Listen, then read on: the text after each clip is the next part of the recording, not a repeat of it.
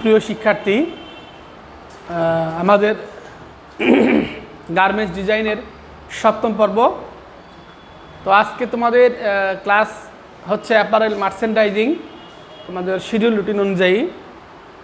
তো আমরা যেটা আজকে আমাদের জানার বিষয় থাকবে সেটি হচ্ছে অ্যাপারেলের মার্চেন্ডাইজিং সম্পর্কিত কিছু বিষয় বা শব্দ বলি, অর্থাৎ অধ্যায় 2। আমরা আজকে পড়ব হচ্ছে অধ্যায় 2।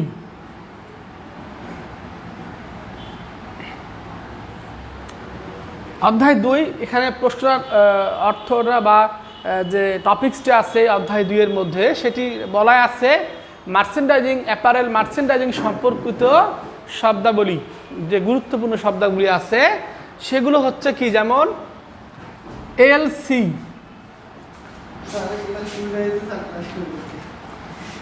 তারপরে হচ্ছে ব্যাক টু ব্যাক এলসি,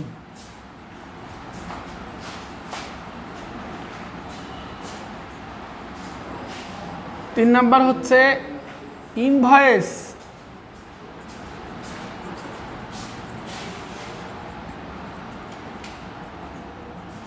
বা এটাকে আমরা বলি চালান। জিএসপি,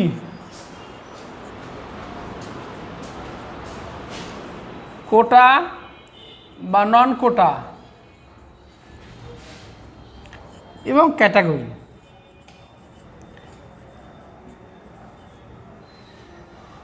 তো এই জিনিসগুলা আমাদের আরও আছে, যেমন মনে করো যে পেমেন্টের ধরন,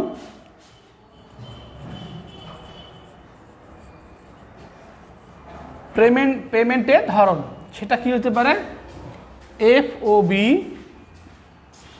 সি&এফ অথবা সি&আইএফ। তো এই পয়েন্টগুলা অ্যাপারেল মার্চেন্ডাইজিং সম্পর্কিত শব্দ বলি, যেটি একজন মার্চেন্ডাইজারের মানে কি বলবো, যে অতীব গুরুত্বপূর্ণ বিষয় এবং তার জানার এটা বাঞ্ছনীয়, জানতেই হবে। এখন আমরা প্রত্যেকটা জিনিসে আমি তোমাদের বুঝাই দেব, LC, back to back LC, invoice কি, জিএসপি কি, সব টপিকসই জানিয়ে দেব। প্রথম প্রশ্ন হচ্ছে, এখানে আমরা তাহলে ভূমিকায় যাই, কি লেখা আছে। এখানে লেখা আছে অ্যাপারেল মার্চেন্ডাইজিং সম্পর্কে সঠিক ধারণা পেতে হলে অবশ্যই কিছু টার্মস বা বিষয়বলী সম্পর্কে ধারণা পেতে হবে। ধারণাগুলোর বিষয় হচ্ছে এলসি, এফওবি, সি&এফ, সিআইএফ, জিএসপি, কোটা, নন কোটা, ক্যাটাগরি, ইনভয়েস বা চালান। একজন ভালো মার্চেন্ডাইজার হতে হলে উপরোক্ত বিষয়গুলো সম্পর্কে বিস্তারিত জ্ঞান থাকতে হবে, তা না হলে সে সঠিকভাবে মালামাল শিপমেন্ট করতে পারবে না, অর্থাৎ বায়ারকে পাঠাতে পারবে না। এবারে আসি বর্ণনায়। তো প্রথম হচ্ছে এলসি। এই কথাটা আমরা খুব কম শুনছি, আমাদের শোনার, আমরা যারা মানে সাধারণ যারা আমরা গার্মেন্টস রিলেটেড জব করি নেই বা ব্যাংকিং সেক্টরে জব করি নেই, তারা কিন্তু আমরা এলসি শব্দটা শুনি নেই। তো এলসি হচ্ছে ইংলিশে ইলাবোরেশন করলে হয় লেটার অফ ক্রেডিট, ঠিক আছে। আর বাংলায় যদি এটাকে বলি, এটা একটা ফ্রেজ টাইপের সেন্টেন্স বা শব্দ, যে বিক্রিত পণ্যের মূল্য পরিশোধের নিশ্চয়তা পত্র। এলসি মানে হচ্ছে বিক্রিত পণ্যর মূল্য পরিশোধের নিশ্চয়তা পত্র। এখন এটি সারসংক্ষেপ এটাই, যে এলসির সারসংক্ষেপ হচ্ছে, যদি কোনো জিনিস আমরা বিক্রি করতে চাই তাহলে ওই বিক্রিত পণ্য মূল্য পরিশোধের যে নিশ্চয়তা পত্র থাকে সেটিকে বলা হচ্ছে এলসি। এবারে আমরা ডিটেলসে যাব। ডিটেলস বলতে বোঝাচ্ছি, আমরা যদি কোনো ক্রেতা বা বিক্রেতাকে চিনতে করি, সেটা পোশাক রিলেটেড হতে পারে, আবার পোশাকের বাইরের কোনো প্রোডাক্ট হতে পারে। তাহলে কিন্তু আমরা যদি সেটা ইম্পোর্ট এক্সপোর্ট ব্যবসা করি, অর্থাৎ দেশের বাইরে পাঠাই বা দেশ থেকে নিয়ে আসি, বাইরের দেশ থেকে দেশে নিয়ে আসি, তাহলে কিন্তু ব্যবসা করতে গেলে আমাকে দেখা যাবে যে আমি তো বিদেশি কোনো লোককে চিনব না, তার কাছে দাবি দেওয়া করতে পারবো না, যেহেতু সে আমার অচেনা, সে কোথায় গেল কিংবা অর্ডার নিয়ে কোথায় পালাইলো, এটা কিন্তু আমরা বুঝতে পারবো না। এটা কিন্তু আমার জন্য যেমন একদম সত্য, ঠিক বাইরের দেশের জন্য আমার দেশের লোকের কাছে এরকম হতে পারে। এই জন্য এই কোনো মাল যদি এক্সপোর্ট এবং ইম্পোর্ট হয়, সেক্ষেত্রে তৃতীয় একটা পক্ষ থাকে, যে পক্ষটা বলে যে মাল তোমরা ডেলিভারি দাও, মূল্য পরিশোধের দায়িত্ব আমাদের, আমরা সেই মূল্য পরিশোধের নিশ্চয়তাপত্র তোমাদের দুইজনকেই দেব। ক্রেতাকে দেব মাল পরিশোধ, মাল বোঝা নেওয়ার দায়িত্ব, আর বিক্রেতাকে তার বিক্রিত পণ্যের মূল্য পরিশোধের নিশ্চয়তা দেব। এই যে ওনারা থার্ড পার্টি হিসেবে কাজ করে, দুই পক্ষের হয়ে মানে ঘটকের মতো কাজ করে, সেই যে ঘটকটা হচ্ছে ব্যাংক, আমাদের দেশের ব্যাংককে বলা হচ্ছে সেই থার্ড পার্টি বা ঘটক, যারা কিনা ক্রেতা এবং বিক্রেতা দুই পক্ষের মধ্যে মধ্যস্থতাকারী, যারা মাল পরিশোধ করে পণ্যর টাকা দিয়ে দিবে, আর যারা টাকা দিবে কিন্তু পণ্যটাও বুঝিয়ে দেওয়ার ব্যবস্থা করতে হবে। তো ব্যাংক এই মধ্যস্থতাকারী প্রতিষ্ঠান, সুতরাং এই ব্যাংকের মধ্যেই আমরা এলসি শব্দটি ব্যবহার করে থাকি। এখন কথা হচ্ছে, ধরো একজন পোশাক ক্রেতা যদি আমাদের দেশে পোশাক কিনতে আসে, তাহলে কিন্তু সে এখানে ঢাকায় এসে যখন সে বাইং হাউসের সাথে ব্যবসা করতে যাবে, অর্থাৎ আমাদের দেশীয় কোনো ফরেন বাইং হাউসের যোগাযোগ করে প্রোডাক্ট কিনবে, তারপর সে বাইং হাউসের সাথে যোগাযোগ করে আমরা ফ্যাক্টরিতে তাকে নিয়ে গেলাম, সে পছন্দ করলো মাল, এখন সে অর্ডার দিবে। তো এখন কথা হচ্ছে বাইং হাউস কীভাবে আমাকে পেমেন্ট করবে, আমি কাকে ধরবো? এই জন্য আমরা কি করি, ফ্যাক্টরির মালিক এবং ওই যে বায়ার ক্রেতা আছে, তারা একটা ব্যাংক অ্যাকাউন্ট খুলতে হবে। ধরে নিলাম সেটা ব্যাংকের নাম হচ্ছে ব্যাংক এবিসি ব্যাংক বা এবি ব্যাংক, ব্যাংক নাম হচ্ছে এবি ব্যাংক, ঠিক আছে। এই এবি ব্যাংকের মধ্যে, বা আমরা আরও একটা ব্যাংক জানি, আন্তর্জাতিক ব্যাংক আছে এইচবিসি এরকম হতে পারে, ব্রাক ব্যাংক হতে পারে, হ্যাঁ। এরকম ব্যাংকের মধ্যে ক্রেতা মানে আমাদের দেশের বিক্রেতা আর ওনার বাহিরের দেশের ক্রেতা দুজনের একটা অ্যাকাউন্ট থাকলো। এখন সেই অ্যাকাউন্ট থেকে দুজনেই ব্যাংকের মাধ্যমে লেনদেন করবে। তো এখন আমি ধরে নিলাম যে 1 লক্ষ টাকার অর্ডার দেয়া হয়েছে, বাংলাদেশের কোনো গার্মেন্টসকে 1 লক্ষ টাকার অর্ডার দেয়া হয়েছে, ঠিক আছে। এখন 1 লক্ষ টাকার যদি আমি পোশাক নেই, তাহলে আমাকে একটা 1 লক্ষ টাকার জন্য এলসি বানাইতে হয়, হ্যাঁ, অর্থাৎ মূল্য পরিশোধের নিশ্চয়তাপত্র তৈরি করতে হয়। সেক্ষেত্রে এই এলসিটা আমি ব্যাংকে বলবো যে আমি 1 লক্ষ টাকার পোশাক নেব, সেই পোশাকটা হলো টি শার্ট, তার ডিটেলস থাকবে সিঙ্গেল জার্সি ফেব্রিক দিয়ে তৈরি হবে, আরও যে পোশাকের আনুষঙ্গিক তথ্য থাকবে, এবং পোশাকের প্রাইস কত, ডেলিভারি চার্জ বা ডেলিভারি মুড কি, মানে কীভাবে এয়ারে যাবে না জাহাজের মতো মাল ডেলিভারি হবে, এরকম ডিটেলস পত্র দিয়ে মালের বিবরণ সহ দাম উল্লেখ করা থাকে, মালের বিবরণ সহ দাম উল্লেখ করা থাকে যে এইগুলো পোশাক এত পিস দিবে আর দাম হবে 1 লক্ষ টাকা, 1 লক্ষ টাকা দাম হবে, এরকম একটা ডিটেলস ব্যাংকের মাঝখানে দেয়া দরকার। তখন ওইটাকে আমরা এলসি বলে থাকি, যে এলসির কথার অর্থ যেখানে কি বায়ারের নাম, যে প্রোডাক্টটা কেনা হবে সেই প্রোডাক্টের ডিটেলস থাকবে, কোয়ান্টিটি থাকবে, পার কোয়ান্টিটি কত টাকা হবে, টোটাল মূল্যটা কত, পেমেন্ট কখন দেওয়া হবে, শিপমেন্ট কিভাবে যাবে, ডেলিভারি কিভাবে হবে, সব ডিটেলস মিলিয়ে একটি পোশাকের দাম সহ যে একটা কপি থাকে, অর্থাৎ ডিটেলস একটা কাগজ, সেটির নামই হচ্ছে এলসি।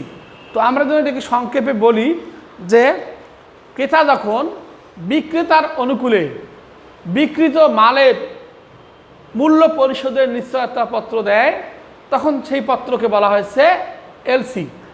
এটা এক ধরনের পত্র, এটি বায়ার ব্যাংককে দিয়ে দিবে, ব্যাংক তখন আমাদেরকে ব্যাংক আমাদেরকে দিয়ে দিবে। মানে আমরা সব ক্ষেত্রে আমরা বায়ার সাথে যোগাযোগ করব, পেমেন্টের ক্ষেত্রে আমাদের ব্যাংকে যোগাযোগ করতে হবে। টাকা যখন নেব বা দেব সেক্ষেত্রে আমরা ব্যাংকের সাথে যোগাযোগ করব, আর আমার বায়ারের সাথে যোগাযোগ করার প্রয়োজন নাই। তবে টাকা উঠাতে গেলে বায়ারকে কি কনসাল্ট করতে হবে, ওনাকে জানাতে হবে যে আমি এই কাজে টাকাটা উঠাতে লাগছি। এই হচ্ছে এলসির সংজ্ঞা। এবারে আমরা বইয়ে যাব।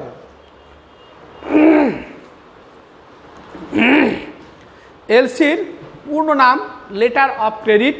ক্রেতার পক্ষে কোনো ব্যাংক যদি বিক্রেতার অনুকূলে তার বিক্রিত পণ্যের মূল্য পরিশোধের যে নিশ্চয়তা পত্র বা দলিল প্রমাণ দেয় তাকে বলা হয় এলসি। আমদানি এবং রপ্তানি ব্যবসায় এলসি একটি গুরুত্বপূর্ণ দলিল। এলসির মাধ্যমে মূলত আমদানি এবং রপ্তানি ব্যবসা পরিচালিত হয়ে থাকে। এবারে বলা আছে এলসি খোলার জন্য এলসি ফর্মের সাথে যেসব কাগজপত্র জমা দিতে হবে। তাহলে এলসি ওপেন করতে গেলে আমাকে ব্যাংকে কী কী কাগজপত্র জমা দিতে হবে বলা আছে। আমদানিকারক কর্তৃক যথাযথভাবে পূরণকৃত স্বাক্ষরিত এলসির ফর্ম। এই যে একটা এলসির ব্যাংকে ফর্ম আছে, মানে ফরম্যাট আছে, সেই ফরম্যাট পূরণ করতে হবে। সেই ফর্মটা কে দিবে? আমদানিকারক, অর্থাৎ যে আমার ক্রেতা বায়ার আমার কাছ থেকে মাল নিবে সে আমাকে একটা ফর্ম দেবে, এই ফর্মটা আমাকে পূরণ করে ব্যাংকে জমা দিতে হবে। 2 নম্বর বলছে আমদানি কর্তৃক যথাযথভাবে পূরণকৃত স্বাক্ষরিত এলসির আবেদন ফর্ম। মানে এলসি তো চাইলেই দিবে না, মৌখিক এলসি দিবে না। এলসির জন্য বরাবর ম্যানেজার বরাবর তোমাকে দরখাস্ত লিখতে হবে, একটা শাখা ম্যানেজার বরাবর দরখাস্ত লিখে তারপর তোমাকে এলসি ওপেন করতে হবে। 3 নম্বর বলছে যে ইনভেন্টর কর্তৃক মালামালের জন্য প্রদত্ত ইনভেন্ট অথবা বিদেশি সরবরাহকারী প্রদত্ত প্রফর্মা ইনভয়েস দিতে হবে। মানে ইনভয়েস মানে হচ্ছে চালান, অর্থাৎ মালটা কিভাবে ডিটেলস, মালের ডিটেলস এবং কিভাবে মালটা আমরা প্রোডাকশন হবে, কোন দিন যাবে, কোথায় মালটা ডেলিভারি দেওয়া হবে, সেটি জাহাজে যাবে নাকি এয়ারে যাবে, এই ডিটেলসগুলোও কিন্তু তোমাকে ইনভয়েসের মতো করে দিতে হবে। তারপর বলা হচ্ছে পূরণকৃত বা স্বাক্ষরিত আইএমপি এবং আমদানিকারকের লেটার প্যাডে এলসি খোলার আবেদন। আমদানিকারক মানে যে আমরা ওনারদের যে প্যাডে নিজস্ব বায়ারের প্যাড আছে সেখানেও তারা একটা বড় মানে রিকমেন্ডেশন লেটার দিয়ে দিবে যে হ্যাঁ এই এলসিটা আপনি ওপেন করে দেন। যখন এই এলসি ওপেন হয়ে গেল তখন কিন্তু আমি ওখান থেকে টাকাটা ব্যবহার করতে পারবো। মানে বায়ারের টাকাটা আমি আমার অর্ডারের ক্ষেত্রে ব্যবহার করতে পারবো। সেখানেও কিন্তু শর্ত আছে, আমি টাকাটা যেন তেন কাজে ব্যবহার করতে পারবো না। এগুলোর জন্য ব্যাংক টাকা নিতে গেলে ব্যাংকে ডকুমেন্ট জমা দিতে হবে, তুমি কোন কোন মাল নিছো, এবং ওই ডকুমেন্ট সাপ্লায়ারকে আবার ওরাই ব্যাংকেই টাকা দিবে, তোমার মাধ্যমে টাকা দিবে না।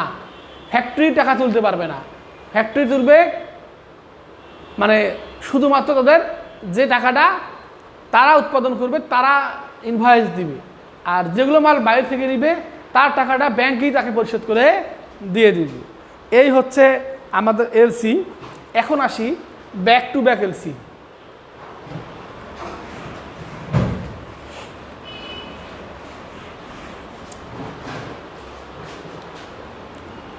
কয়জন ভিউয়ার? একজন। Back to back LC. তো ব্যাক টু ব্যাক এলসি মানে কি? আমরা যখন বায়ার যখন আমাদেরকে এলসি ওপেন করে দিল, 1 লক্ষ টাকার কিন্তু আমার অর্ডার ছিল, সেই 1 লক্ষ টাকার একটা এলসি আমাকে নিশ্চয়তাপত্র ব্যাংক আমাকে দিয়ে দিল যে তোমার 1 লক্ষ টাকার এই মাল পরিশোধের নিশ্চয়তা আমাদের কাছে, তুমি 1 লক্ষ টাকার এখান থেকে তুলতে পারবা, তুমি ব্যবহার করতে পারবা। তবে তোমার কাজের পাশাপাশি তুমি যদি অন্য কোনো সোর্সিং থেকে মানে অন্য কোনো জায়গা থেকে তুমি যদি পোশাক বানার উপকরণ সংগ্রহ করো বা কেনো, তাদেরকেও আমরা টাকা দেব। মানে থাকে না অর্ডারে এত টাকা আমার কাছে নাও থাকতে পারে, তাহলে আমি কি বায়ার আমাকে হেল্প না করে তো আমি অর্ডারটা ডেলিভারি করতে পারবো না। সেক্ষেত্রে আমরা কি করি? আমরা চেষ্টা করি বায়ার কর্তৃক প্রেরিত যে টাকাটা আছে সেটি যদি ব্যবহার করি আর আমাদের পকেট থেকেও যদি ফ্যাক্টরি কিছু ব্যবহার করে, দুয়ে মিলে অর্ডারটা সম্পূর্ণ হয়। কারণ একটা ফ্যাক্টরিতে অনেকগুলো অর্ডার চলে, সবার অর্ডার তো টাকা দিয়ে করা সম্ভব না, সেটা এক ধরনের রিস্ক হয়ে যায়। আচ্ছা, তো ব্যাক টু ব্যাক এলসি, যেমন আমার ফেব্রিক, ঠিক আছে, এবং অ্যাক্সেসরিজ, এই দুটোই কিন্তু আমাদের সংগ্রহ করতে হয়। কখনো ফেব্রিক্সও আমরা উৎপাদন করি, কখনো অ্যাক্সেসরিজেরও কিছু পার্ট আমরা উৎপাদন করি। সাধারণত ফেব্রিকটা উৎপাদন করা যদি আমাদের কাজ হয়ে থাকে, মানে আমাদের ফ্যাক্টরিতেই ফেব্রিক উৎপাদন করি, সেক্ষেত্রে আমাদের কিন্তু এলসিটা না হলেও চলতেছে, ঠিক আছে। তারপরেও কিন্তু আমাদের সবাইকেই কিন্তু মানে আমাদের এলসি দিতে হয়, কারণ সেটিও একটা পেমেন্ট পাওয়ার মানে অপশন, অর্থাৎ টাকা পাওয়ার অপশন। তো আমি দেখা গেল পোশাক বানাইতে আমার লাগতেছে কার্টুন, পলিথিন, পলি, লেবেল, তারপর মনে করো প্রিন্টিং করা লাগতেছে কাপড়। এই জায়গাগুলো আমাকে টাকা ব্যয় করতে হবে না, আমার সব জায়গায় টাকাগুলো দিতে হবে। কার্টুন কিনলে কার্টুনের টাকা দিতে হবে, বাকি উপকরণগুলো কিনে সেগুলোরও টাকা দিতে হবে। তখন আমি কি করব, আমি একটা এদেরকে অর্ডার দেই নেই যে আমাকে 200 পিস কার্টুন দাও, ধরে নিলাম। পলি তো আমি বলছি আমাকে 220 পিস পলি দাও, লেবেলে বলছে আমাকে 220 পিস লেবেল দাও। এইরকমভাবে ওদের যে দামটা আসে, সেই দামটা গুণ দিয়ে যে টাকাটা আসে, সেইটা একটা মানে কি, ওই যে আমরা ভাউচার করি না, বিলের ভাউচার, ঠিক কোম্পানির নাম, প্রোডাক্টের বর্ণনা দিয়ে কি দিচ্ছি, সেগুলো সব কত পিস দিচ্ছি, কোন দিন ডেলিভারি হলো, সেগুলো ফ্যাক্টরিতে কোন দিন পৌঁছাইছে, এইরকম একটা কাগজ সহ আমার এলসির জন্য আমাদের কমার্শিয়াল বিভাগ, ফ্যাক্টরি কমার্শিয়াল বিভাগ এবং বায়ারের কমার্শিয়াল সাপ্লায়ার, মানে যারা আনুষঙ্গিক উপকরণ বা অন্যান্য কিছু দিচ্ছে তাদের কমার্শিয়াল বিভাগ সহ, ওই কোন যে ব্যাংকে আমার মাস্টার এলসি আছে, বায়ার আমাকে 1 লক্ষ টাকার এলসি ওপেন করে দিছে, সেইখানে গিয়ে আমরা ভাউচার জমা দিলে ওই মাস্টার এলসি থেকে এইগুলোর আলাদা আলাদা একটা পৃথক পৃথক এলসি, পৃথক পৃথক টাকার বের হবে। অর্থাৎ এটি যে টাকা আসে তার একটা এলসি হবে, পলিথিনে যে টাকা আসে তার একটা এলসি হবে, লেবেলে যে টাকা আসে প্রত্যেকটা সরবরাহকারী প্রতিষ্ঠানের জন্য আলাদা আলাদা এলসি হবে। এই যে আমরা আনুষঙ্গিক উপকরণ কেনার জন্য মাস্টার এলসি থেকে ভেঙে আমরা কিছু সাব এলসি করতেছি সাপ্লায়ারদের জন্য, ওদেরকে পেমেন্টটা দিতে পারি, সেই জন্য ওই এলসিটার নাম হচ্ছে ব্যাক টু ব্যাক এলসি। তো সবচেয়ে মজার বিষয় হচ্ছে, যখন এরা ডেলিভারি দিয়ে যায়, যখন প্রোডাক্টটা হয়ে যায়, অর্ডারটা ডেলিভারির সাথে সাথে মাস্টার এলসি যখন অ্যাপ্রুভাল হয়ে টাকা দিয়ে দেয়, ওই মাস্টার এলসি থেকে আবার এরা আবার ব্যাক টু ব্যাক এলসি যারা নিয়েছে নিশ্চয়তাপত্র, ওদের মালের মানে মূল্য পরিশোধের নিশ্চয়তা কিন্তু ব্যাংক ওদেরকে দিয়ে দিচ্ছে ব্যাক টু ব্যাক এলসির মাধ্যমে, ওরাও কিন্তু সাথে সাথে পেমেন্টটা পেয়ে যায়। এই হচ্ছে মানে ব্যাক টু ব্যাক এলসি। আচ্ছা, এবারে আসি বইয়ে কিভাবে লিখছে। দেখো, রপ্তানিযোগ্য পণ্য উৎপাদনের প্রয়োজনীয় উপকরণ সংগ্রহের জন্য অথবা রপ্তানি করার পণ্য অন্য কোনো ফার্ম থেকে ক্রয়ের জন্য রপ্তানি এলসি ব্যাংকে গচ্ছিত রেখে, মানে আমার প্রয়োজনীয় উপকরণ সংগ্রহ করার জন্য প্রয়োজনীয় উপকরণ, মানে কাপড় হতে পারে, অ্যাক্সেসরিজ হতে পারে, এগুলো সংগ্রহ করার জন্য আমি আমার মাস্টার এলসি, মানে যেটা বায়ার আমাকে দিচ্ছে, সেটা ব্যাংকের মধ্যে গচ্ছিত রেখে ব্যাংকের মাধ্যমে ওদের টাকা পরিশোধের নিশ্চয়তাপত্র হিসেবে যে দলিল আমি ওকে দেবো, সেটির নামই হচ্ছে ব্যাক টু ব্যাক এলসি। এই জন্য বলা আছে অন্য কোনো ফার্ম ক্রয়ের জন্য রপ্তানি এলসিতে গচ্ছিত রেখে আরেকটি যে এলসি স্থাপন করা যেতে পারে, এক্ষেত্রে দ্বিতীয় যে এলসিটি স্থাপন করা হয় তাকে বলা হয় ব্যাক টু ব্যাক এলসি। রপ্তানি এলসি ব্যবসায় প্রচলিত ভাষায় মাস্টার এলসিও বলা হয়, এবং তার উপর নির্ভর করে যে আদার্স এলসিগুলো, অন্য এলসিগুলো গঠিত হয়, তাকে আমরা বলি মাস্টার এলসির বিপরীতে বলি back to back LC. Back to back LC খোলার শর্ত দেওয়া আছে অনেকগুলো, আমরা সংক্ষিপ্তের মধ্যে পড়ে নেব। এবার আসি চালান।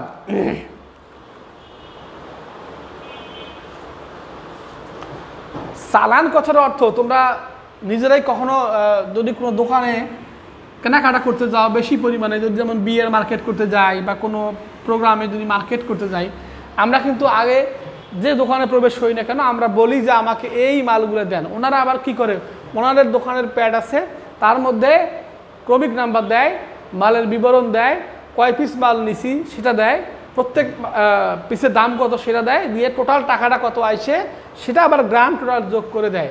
মানে এক কথা আমি যা নিচ্ছি আর ওরা যা দিচ্ছে সেটির মধ্যে পুরো ডিটেলস যে পত্রের মধ্যে থাকে তাকে বলা হয় ইনভয়েস বা ভাউচার বা চালান।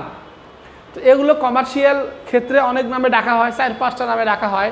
কেউ বলে ইনভয়েস চালান, কেউ বলে কমার্শিয়াল চালান, কেউ বলে প্রোফর্মা ইনভয়েস বা পিআই। প্রোফর্মা ইনভয়েস মানে একই জিনিস 4টে নামে ডাকানো হয়।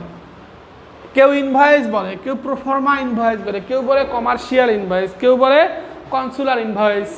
তো এইরকম ইনভয়েস বা চালান ভাষার একই জিনিস সেইটি নামে ডাকা হয়। আচ্ছা, এবারে আমরা বইয়ের বিস্তারিত যাচ্ছি। ইনভয়েসের বাংলা শব্দ চালানপত্র, বিক্রেতা কর্তৃক সরবরাহকৃত পণ্যের তালিকা, মানে বিক্রেতা কর্তৃক মানে যে বিক্রি করলো, কর্তৃক মানে তার দ্বারা সরবরাহকৃত পণ্যের তালিকা ক্রেতার উদ্দেশ্যে প্রদান করা হয়, তার নাম হচ্ছে চালান। আর এতে আরও যেসব বিষয় উল্লেখ থাকে তা হলে পণ্যের পরিমাণ, মানে জাহাজীকরণের তারিখ মানে হচ্ছে যদি আমরা ইনভয়েস বায়ারকে দেই তাহলে আমার প্রোডাক্টটা হচ্ছে পোশাক, আর আমি যদি আমাকে যদি ইনভয়েস ওই আমার সাপ্লায়ার যারা আমার কার্টুন পলি দিল তারা দেয়, সেক্ষেত্রে আমার জাহাজীকরণ না লিখে ওটা আমার কী হবে, গাড়ি ভাড়া হবে, পরিবহন খরচ হবে। তো সেক্ষেত্রে এখানে প্রোডাক্টের কথা বলা হয়েছে, সেজন্য জাহাজীকরণের তারিখ মানে হচ্ছে আমরা শিপমেন্ট কোন দিন দিয়েছি, দেব ডেলিভারি, পরিবহনের ধরন মানে আমি কিসে নিয়ে যাব, হ্যাঁ, তারপরে পণ্যের মূল্য, দাম কত, যদি কোনো মূল্য হ্রাস মানে ছাড় দেওয়া থাকে সেটা দিতে হবে, ডেলিভারি ও মূল্য পরিশোধের শর্তসমূহ থাকতে হবে। বিভিন্ন ধরনের ইনভয়েসের নাম নিম্নরূপ, যেমন commercial, consular, customer invoice, proforma invoice, একই এগুলো বিভিন্ন নামে ডাকা হয়। হ্যাঁ, এবার আসি পেমেন্টের ধরন। আমরা এখন পড়ব পেমেন্টের ধরন।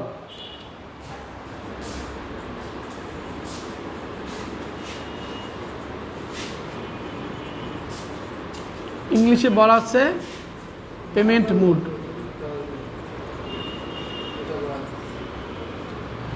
তো আমরা আমাদের পোশাক শিল্পে পেমেন্ট মুড আমরা 3টে দেখতে পাই। একটা হচ্ছে FOB, একটা হচ্ছে C&F, একটা হচ্ছে CIF। আমি যেটা বলবো যে তোমাদের এইখানে বোঝাই দিলেই তোমরা উত্তরটা পেয়ে যাবা। অর্থাৎ freight, FREIGHT, freight on board. আর এটা হবে কস্ট অ্যান্ড ফ্রেইট। আর এটা হবে কস্ট, ইন্স্যুরেন্স, ফ্রেইট। ফ্রেইট মানে হচ্ছে ভাড়া, বোট মানে তো জাহাজ বা নৌকা।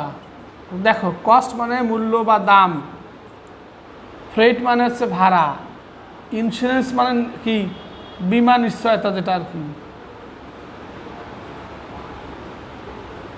ফ্রেইট মানে হচ্ছে ভাড়া। তার মানে যদি আমরা প্রোডাক্টের মূল্য উল্লেখ করি যে $10 পার ডজন, 1 ডজনের দাম হচ্ছে কত, $10। এই $10 আগে যদি আমরা লিখি যে FOB প্রাইস $10, কি লিখব, FOB $10, FOB $10। তাহলে আমাকে বুঝতে হবে কি, আর যদি আমরা FOB লিখি না লিখি C&F লিখি অথবা CIF লিখি, তাহলে এই প্রত্যেকটা জন্য $10, কিন্তু 3টের জন্য ভিন্ন ভিন্ন শর্ত আছে। ঠিক আছে, অর্থাৎ FOB $10 মানে কি বোঝা যায়,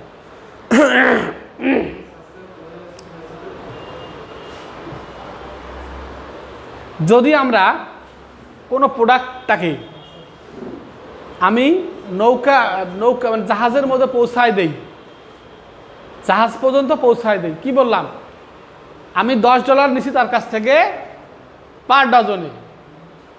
এখন এই $10 মধ্যে তাকে জাহাজ পর্যন্ত মাল পৌঁছায় দিতে হবে। অর্থাৎ যদি আমার প্রোডাক্টটা ঢাকায় তৈরি হয়, সেটি আবার গাড়ির মধ্যে তৈরি দিয়ে আমাকে সেটি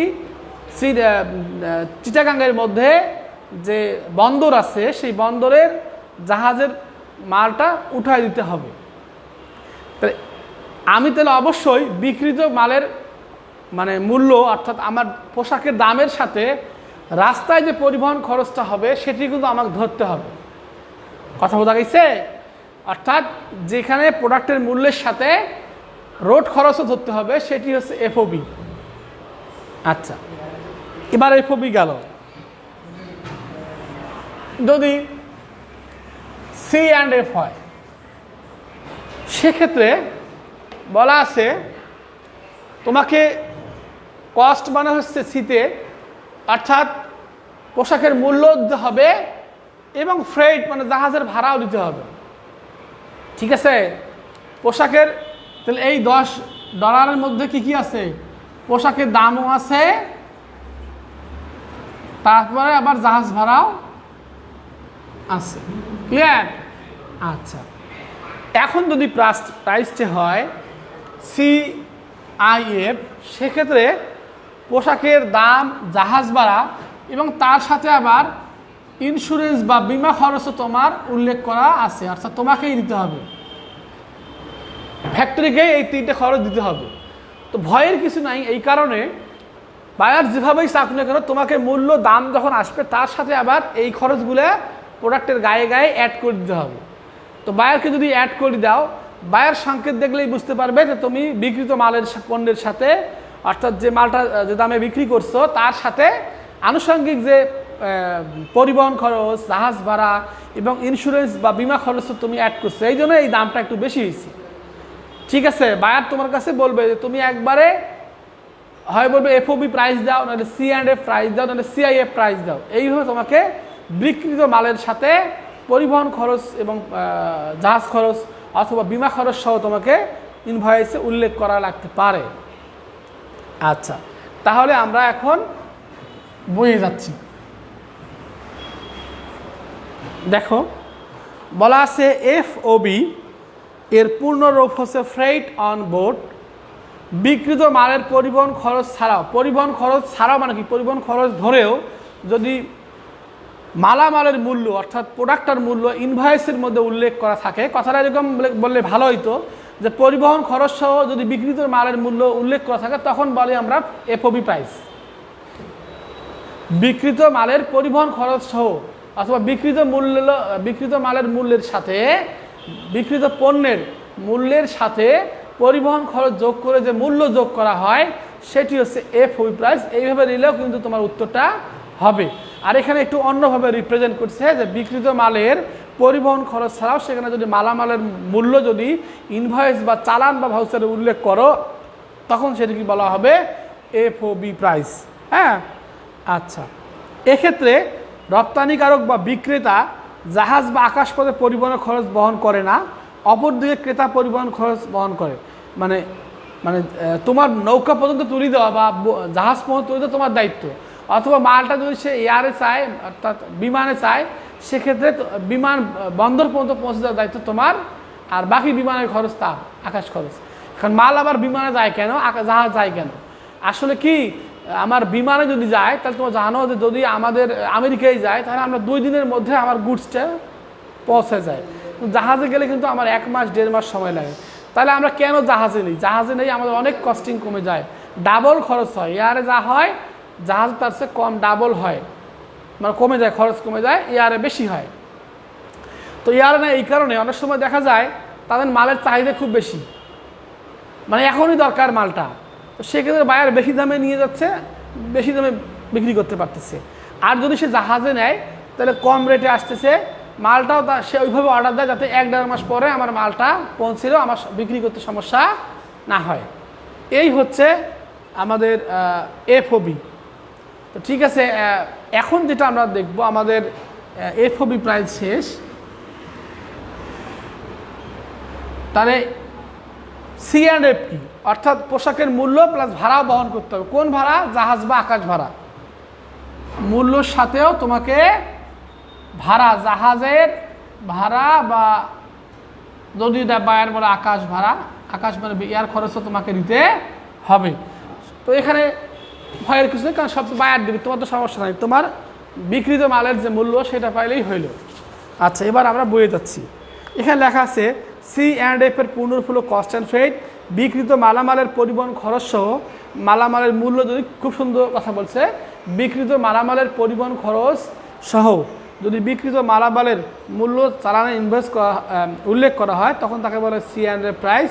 এক্ষেত্রে রপ্তানিকারককেই পরিবহন খরচটা বহন করতে হয়। আচ্ছা,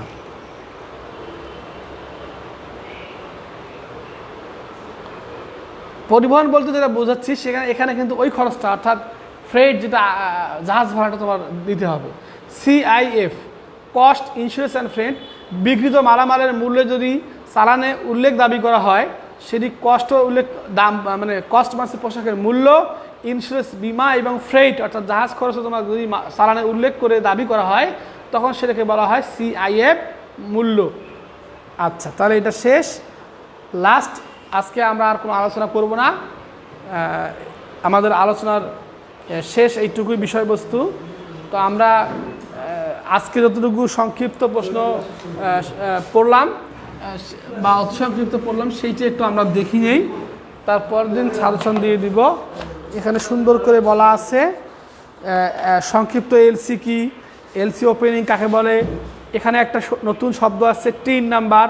টিন মানে হচ্ছে ট্যাক্স আইডেন্টিফিকেশন নাম্বার। এখানে যদিও ট্যাক্স লেখা আছে, ট্যাক্স হবে না, ট্যাক্স হবে। আসলে এখন আমরা কর দিই অনলাইনে, তো এই কর নাম্বার একটা আছে যেটি রপ্তানি এবং আমদানি ব্যবসায় প্রত্যেকের প্রয়োজন আছে বাংলাদেশের নাগরিক হলে। এলসির সংজ্ঞা কি এটা আমরা পারবো, তারপরে হচ্ছে চালান কি এটা পারবো, FOB কি পারবো, C&F পারবো, CIF পারবো, GSP পর্যন্ত আমরা পড়লাম। আমরা চেষ্টা করব এখানে সংক্ষিপ্ত আমরা ব্যাক টু ব্যাক এলসি পাবো, চালানের প্রকারভেদ পাবো, এলসি খোলার বিষয়ে কী কী চেক করতে হয় সেটা পারবো, GSP সুবিধা কী, FOB, C&F কী, এগুলো আমরা পড়বো। আর বাকিগুলো আমরা আগামী ক্লাসে আলোচনা করে তোমাদের সাজেশন দিয়ে দিব। সেই পর্যন্ত ভালো থেকো, সুস্থ থাকো, আমাদের দোয়া করিও, সবাই পড়াশোনার মধ্যে থাকিও। আমার একটা রিকোয়েস্ট, ভালো রেজাল্ট। আর যাদের সমস্যা হচ্ছে ক্লাস বুঝতেছে না তারা আমাদের সাথে যোগাযোগ করো, আমরা সরাসরি তোমাদের বুঝাই দেবো। হ্যাঁ, ওকে, আল্লাহ হাফিজ।